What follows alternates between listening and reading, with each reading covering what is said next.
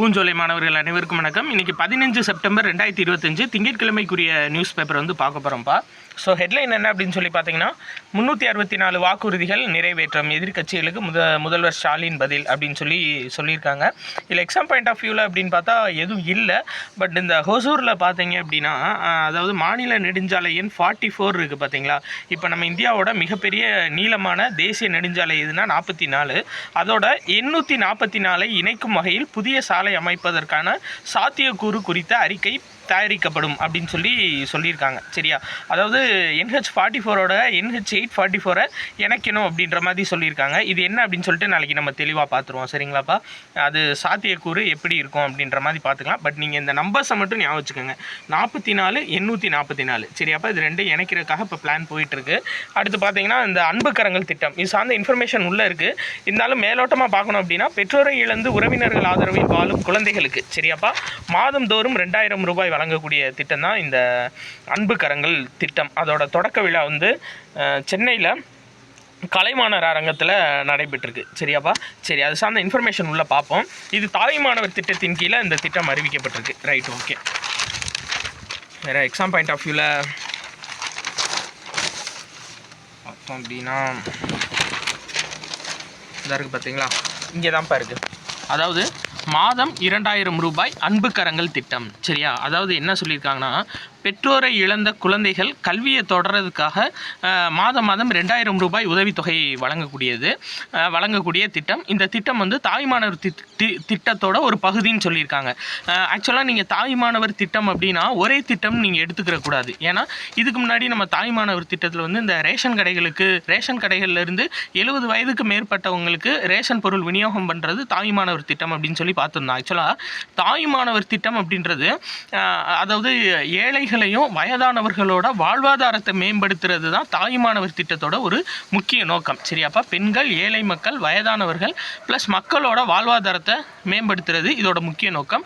So அதுக்குள்ளே வர்றது தான் இந்த திட்டம், அன்பு கரங்கள் திட்டம். சரியாப்பா, இதில் என்ன சொல்கிறாங்க அப்படின்னா, இதோட கண்டிஷன்ஸ் வந்துட்டு, அதாவது பெற்றோர் இருவரையும் இழந்த மற்றும் பெற்றோரில் ஒருவரை இழந்து மற்றொரு பெற்றோரால் பராமரிக்க இயலாத குழந்தைகள். சரியாப்பா, அதாவது 2 பெற்றோரும் இல்லாத குழந்தைகள், இல்லாட்டி ஒரு பெற்றோர் இருந்து குழந்தைகளை பராமரிக்க முடியாத குழந்தைகளுக்கு வந்து பார்த்தீங்க அப்படின்னா மாதந்தோறும் 2000 ரூபாய் உதவித்தொகை வழங்கக்கூடியது. சரியாப்பா, சரி, ரைட், ஓகே. அதே மாதிரி இது வந்து பள்ளி படிப்பு முடிகிற வரையும் இடைநிற்றல் இல்லாமல் கல்வி கொடுக்கறதுக்காக இந்த 2000 ரூபாய் உதவித்தொகை ரொம்ப யூஸ்ஃபுல்லாக இருக்கும் அப்படின்ற மாதிரி சொல்லியிருக்காங்க. சரியாப்பா, அதே மாதிரி அண்ணா பதக்கம் வந்து 193 பேருக்கு அறிவிச்சிருக்காங்க. அதாவது அண்ணாவோட பிறந்த நாளை முன்னிட்டு தமிழக காவல்துறை சீருடை அலுவலர்கள். சரியாப்பா, ஆக்சுவலாக அண்ணாவோட பிறந்த நாள் என்னைக்கு அப்படின்னு சொல்லி பார்த்தீங்கன்னா 16 செப்டம்பர் 2025. சரியாப்பா, ரைட், ஓகே.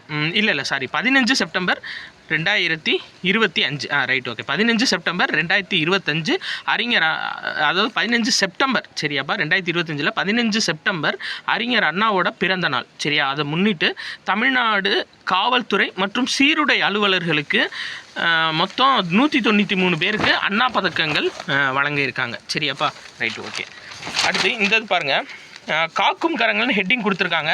ஆனால் ஆக்சுவலாக உள்ளே கொடுத்துருக்க நியூஸ் ஃபுல்லாக காவல் கரங்கள் திட்டம். சரியா, ஹெட்டிங் வந்து தவறாக கொடுத்துட்டாங்க.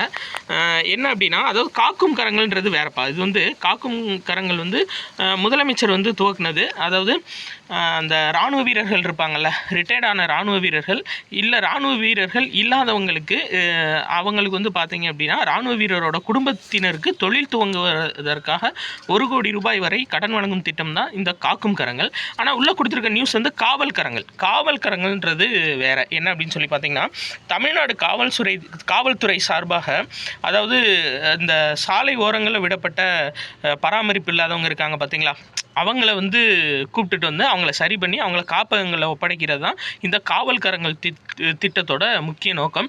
ஸோ இதை என்ன சொல்லியிருக்காங்கன்னா, புதுசாக ஏஐ ஆர்டிஃபிஷியல் இன்டெலிஜென்ஸோட புதுசாக ஒரு மொபைல் அப்ளிகேஷன் வந்து இதுக்கு ரிலீஸ் பண்ண போகிறோம் அப்படின்ற மாதிரி சொல்லியிருக்காங்கப்பா. சரியா, இதில் வேறு ஒன்றும் சொல்லலை. அந்த ஏஐ அப்ளிகேஷன் என்ன அப்படின்னா, இதுவரையும் எத்தனை பேர்த்த வந்து காப்பாற்றிருக்காங்க, அது போக நம்ம அந்த அப்ளிகேஷன், மொபைல் அப்ளிகேஷன் நேம் இன்னும் சொல்லலை. பட் என்ன சொல்லியிருக்காங்கன்னா, யாரும் நம்ம கண்ணில் அப்படி பாதுகாப்பு இல்லாமல் தென்பட்டாங்க அப்படின்னா நம்ம வந்து ஃபோட்டோ எடுத்து அவங்களுக்கு அந்த அப்ளிகேஷனில் அனுப்பலாம். ஸோ காவல்துறை வந்து அவங்கள மீட்டு பாதுகாப்பான இடத்துல சேர்த்துருவாங்க. இதுதான் இந்த திட்டத்தோட முக்கிய நோக்கம், காவல்காரங்களோட முக்கிய நோக்கம். சரியாப்பா? அடுத்து இதில் முக்கியமான நியூஸ் பார்த்திங்கன்னா அதாவது எல்லை ஓரங்களில் வந்து பார்த்திங்க அப்படின்னா வெளிநாட்டிலேருந்து மக்கள் வந்து நிறையா சட்டவிரோதமாக குடியேறாங்க. அது வந்து இந்தியாவுக்கு மிகப்பெரிய ஒரு பாதிப்பாக இருக்குது. ஏன்னா அப்படி குடியேறவங்க கொஞ்சம் கொஞ்சமாக இந்தியாவோட இன்டீரியர் பகுதிக்கு வந்துடுறாங்க. அப்போது இந்திய குடிமக்களுக்கு சேர வேண்டிய ஒரு நலத்திட்டங்கள் வந்து அவங்களுக்கு ஃபுல்லாக கிடைக்கல. சரியா? அப்படி சட்டவிரோதமாக குடியேற மக்களுக்கு கிடைக்குது. ஸோ இந்த சவாலை வந்து எதிர்கொள்கிறதுக்காக தேசிய மக்கள் தொகை ஆய்வு திட்டம் அப்படின்னு ஒரு திட்டம் துவங்க போகிறாங்கப்பா. சரியா? தேசிய மக்கள் தொகை ஆய்வு திட்டம் இதோட நோக்கம் என்ன அப்படின்னா சட்டவிரோத ஊடுருவல் மூலம் எல்லை பகுதிகளில் மக்கள் தொகை கட்டமைப்பை மாற்ற சதி நடக்கிறது. இது நாட்டுக்கு பெரும் அச்சுறுத்தலாக இருக்குது. இந்த சவாலை எதிர்கொள்வதற்காக தேசிய மக்கள் தொகை ஆய்வு திட்டம் வந்து தொடங்கப்படும் அப்படின்னு சொல்லியிருக்காங்க. சரியா? ரைட். ஓகே, அடுத்தது பார்ப்போம். அண்ணா பதக்கம் வந்து யூனிஃபார்ம் சர்வீஸில் இருக்கவங்களுக்காக கொடுக்குறதான், அதை மட்டும் ஞாபகம் வச்சுக்கோங்க.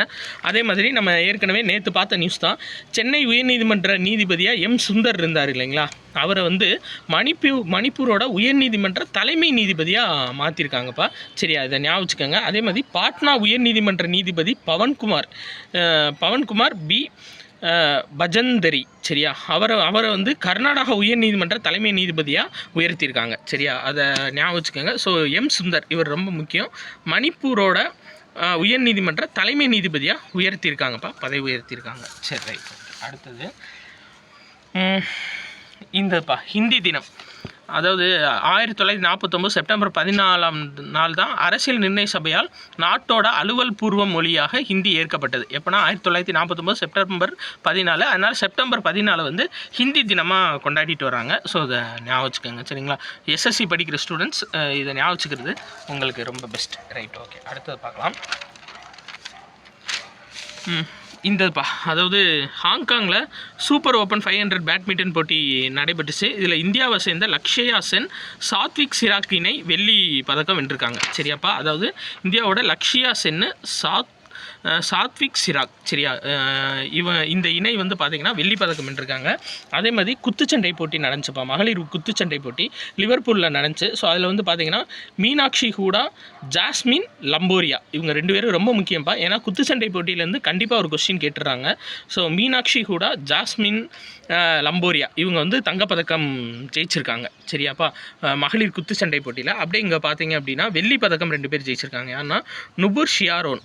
சரியா? நுபுர் ஷியாரோன், அதே மாதிரி பூஜா ராணி. அப்போது இவங்க எல்லாமே குத்துச்சண்டையுடன் தொடர்புடையவங்க. சரியாப்பா? நல்லா ஞாபகம் வச்சுக்கோங்க. மீனாட்சி ஹூடா, ஜாஸ்மின் லம்போரியா, நுபுர் ஷியாரோன், பூஜா ராணி. சரி, அவங்க எல்லாம் குத்துச்சண்டை விளையாட்டுடன் தொடர்புடையவங்க. ரைட். ஓகே, அடுத்து குலசேகரப்பட்டினத்துலேருந்து 2026க்குள்ளே விண்வெளிக்கு ராக்கெட் ஏவப்படும் அப்படின்னு சொல்லியிருக்காங்க. நம்ம தூத்துக்குடி மாவட்டத்தில் இருக்குது குலசேகரப்பட்டினம். அதாவது ஸ்ரீஹரிகோட்டாவில் ஒரு ராக்கெட் ஏவுதளம் இருக்குது. அதுக்கடுத்து நம்ம இந்தியாவில் எங்கே அமைய போகுது அப்படின்னா குலசேகரப்பட்டினத்தில் தூத்துக்குடி மாவட்டத்தில் அமைய போகுது. அது 2026க்குள்ளே வந்து பார்த்திங்க அப்படின்னா இதில் ராக்கெட் வந்து ஏவப்பட்டுரும், சேட்டலைட்டோட ராக்கெட் ஏவப்படும் அப்படின்னு சொல்லிட்டு நம்ம இஸ்ரோவோட தலைவர் நாராயணன் அவர் வந்து தெரிவிச்சிருக்காருப்பா. சரி, ரைட். அவ்வளோதான்ப்பா இன்றைக்கி நியூஸ், அவ்வளோதான். ஸோ அடுத்த மாதம் மேதகுன்ற பேரில் ஒரு ஃபுல் கம்பைலேஷன் கரண்ட் அஃபேர்ஸ் வந்து வரப்போகுது. போத் இங்கிலீஷ் அண்ட் தமிழில் நம்ம கொடுக்க போகிறோம்ப்பா. ஸோ இது பிடிச்சிருந்துச்சு அப்படின்னா உங்கள் ஃப்ரெண்ட்ஸ் எல்லாத்துக்கும் ஷேர் பண்ணுங்கப்பா. நன்றி.